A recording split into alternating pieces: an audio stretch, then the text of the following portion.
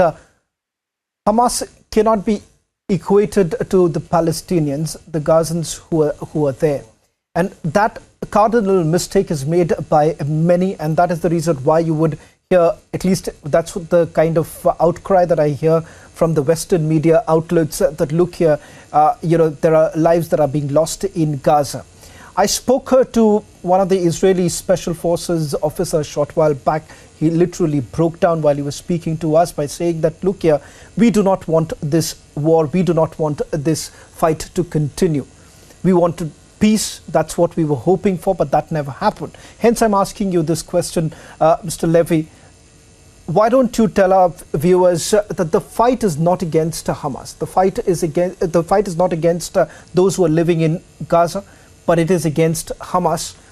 And how exactly would you really differentiate that? This is a war that Hamas declared against Israel with the atrocities of October 7th, and we're fighting Hamas.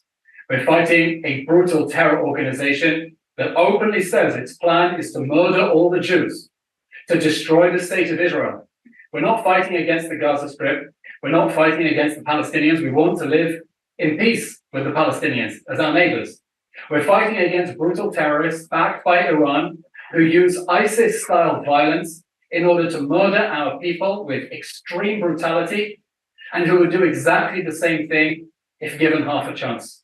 We're fighting against the terrorists who say that Israel has no right to exist, that there should be no country called Israel, that all the Jews who live here should be killed or burned or tortured or mutilated. Our fight is against that terror organization, and I think the world understands it.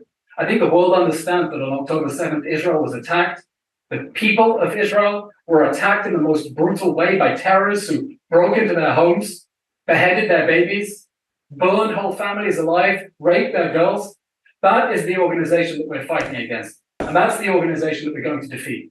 And I hope that when that happens, it'll be possible to create space. It'll be possible to create space to move towards more peaceful relations with the people living inside the Gaza Strip once we free that territory from the tyranny of the brutal, genocidal terror organization that committed the October 7th massacre.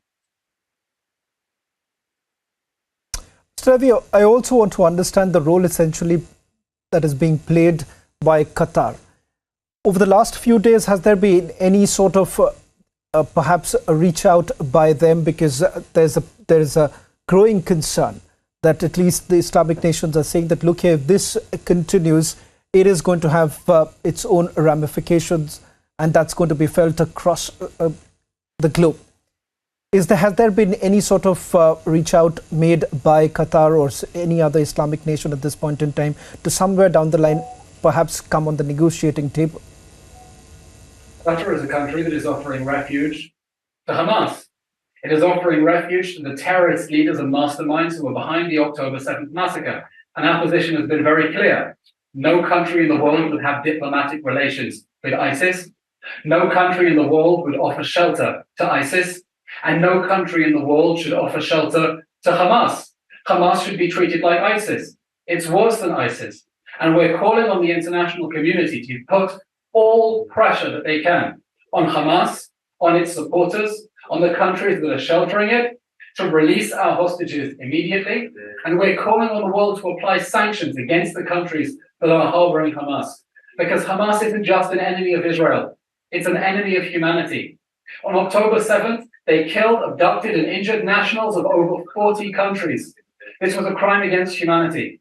Hamas is an enemy of civilization, an enemy of peace, an enemy of humanity. No country should give it shelter, and those countries that do should be sanctioned, and they should be sanctioned immediately and severely by the international community. Mr. Levy, I also want to understand from you with regards to the current situation of the northern border, given the fact that there were certain attempts that were made by Hezbollah, has the situation now been brought under control? Hezbollah is Hamas's twin sister, another violent terror organization, this time from Lebanon, which also wants to destroy Israel. And since the October 7th massacre, we've seen it escalating the situation, shooting rockets, anti-tank missiles, trying to hit our people, trying to hit our forces. And we've been very clear. Israel is not interested in fighting on two fronts. We do not want to fight Hamas and Hezbollah at the same time. Our objective now is to go after Hamas and to destroy it in response to the October 7th massacre. But if Hezbollah drags us into a full-scale war, if it forces us to fight a war, the consequences for Hezbollah and for the Lebanese state will be severe. We will strike them hard, and it's important that people understand what may be coming if Hezbollah decides to drag Israel into a war. We don't want to fight Hamas and Hezbollah at the same time. But if we're forced to defend our people, from 1,000 rockets landing on Israeli cities every day, we will fight. We're ready to fight, and we're ready to win. Mr. Levy, one final question that I would like to take with you is with regards to the military assistance that has been sought by Israel. Do you believe that that critical aspect has been met with? And secondly, I just want you to end our conversation giving us perhaps an idea in terms of what lies ahead. There have been multiple Hamas targets that have been identified and you also neutralized. Give us a consolidated report perhaps on how your action or your ground offensive has essentially been like over the last few days. We're targeting Hamas infrastructure.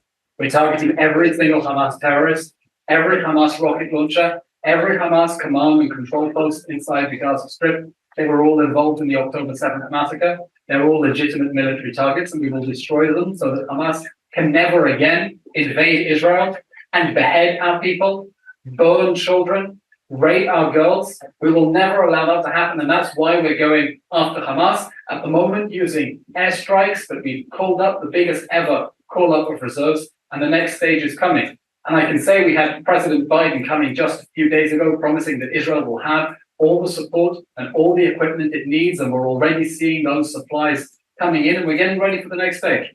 We're getting ready for the next stage as we defend ourselves from the brutal atrocities of October 7th so that Hamas can never, ever, ever again harm our people. That's our objective, and that's what we're going to do.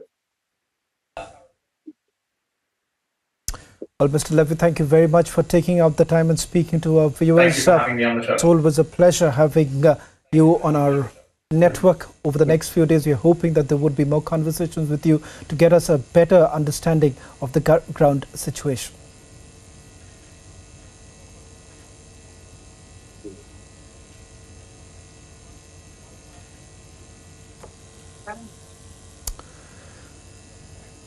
Well, that was... A lot has been spoken about what could perhaps be the response coming in from Israel after what the world witnessed on 7th of October.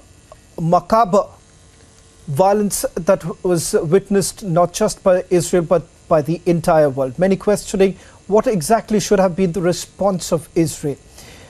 There were multiple reports essentially suggesting that there could be a possibility of a ground invasion. That hasn't taken place so far.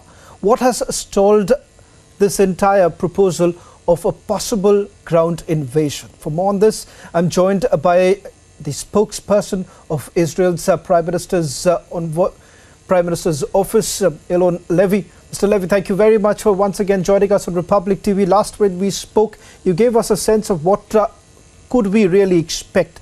Many who would say that perhaps the response would have been a ground invasion, a ground incursion, whatever you may name it. But the fact of the matter is that you had promised that Hamas would be wiped off. What we are essentially witnessing is what we have seen in the past too. When you've had the war with Hamas, airstrikes being carried out, Hamas targets have been identified. So how exactly is Israel planning to do it differently? Or is it because of the amount of pressure that is being built by certain Western countries? Are you now succumbing to that pressure?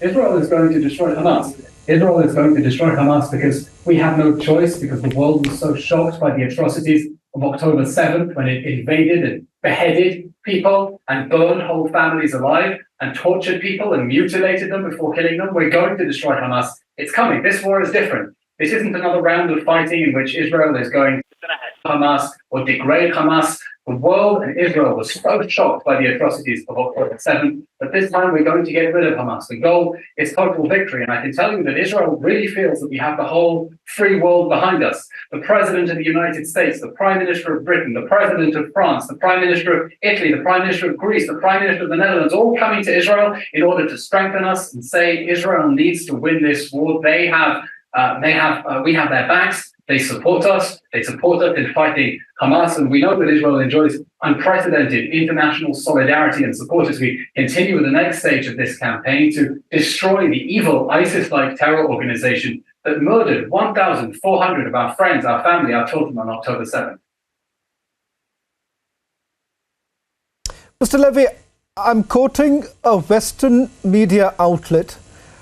They've taken quotes from the Pentagon, and they say that the Biden administration is concerned that Israel lacks the achievable military objectives in Gaza and that Israel Defense Forces are not yet ready to launch a ground invasion with a plan that can work. I'm not saying this. This is a Western media outlet, and they are now quoting the Pentagon.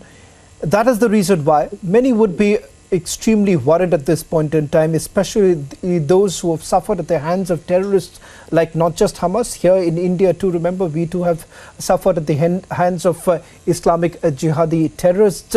Hence, we are once again asking you this question. While the West is now claiming that perhaps it's going to take some more time, urban warfare requires a different tactic altogether. I'm once again asking you this question because this is what the Western media is now reporting.